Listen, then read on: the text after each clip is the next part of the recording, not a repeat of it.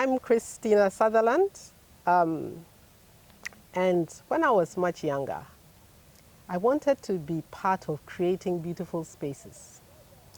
And that eventually led me to do architecture in college, in the university. And so that gave me the background. But after graduating, there are lots of things that I've learned um, in practice. Presently, and for about 25, 30 years, we've been in practice. Sutherland and Sutherland is an architectural firm.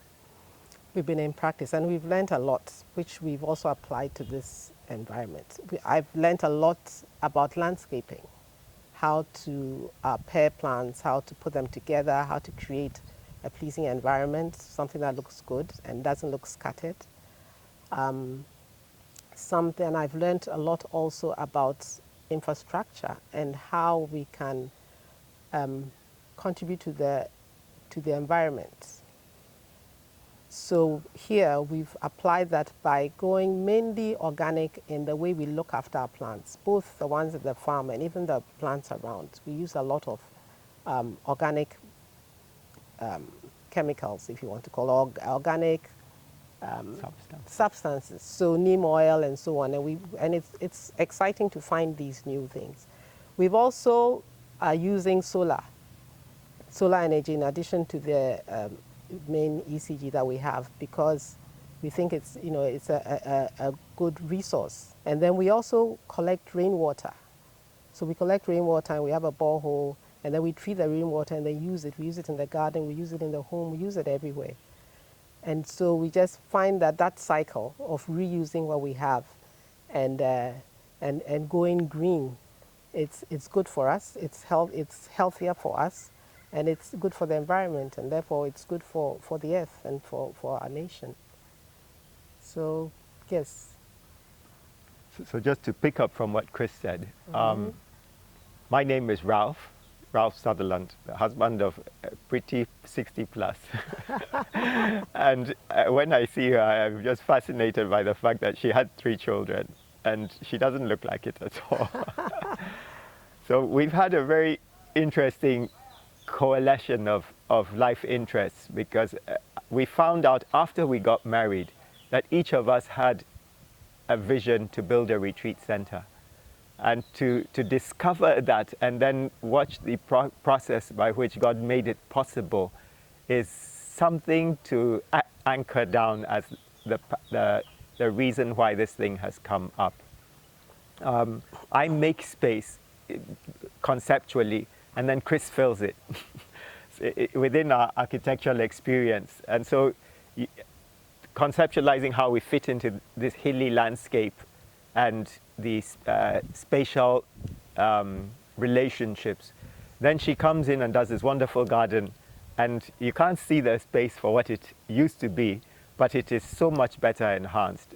And I think that kind of liaison between a couple has been a unique thing for us, and we love to share it. We found out when it finally happened that, of course, it was too big a garden for just 2 people to use. And the idea of sharing it also underlies the idea for this retreat center. The meaningfulness is very important to us, that it isn't just a nice building and a nice garden, but it symbolizes things. So we have this philosophy that there are 4 trees in the garden, 4 types of trees in the Garden of Eden, and there are 4 types of trees here. The tree that is good to look at, the tree that is good for food, so avocados and guavas and so on, citrus. The trees that have the tree of life, it has meaning. And then the tree of the knowledge of good and evil is the substance of wisdom and understanding.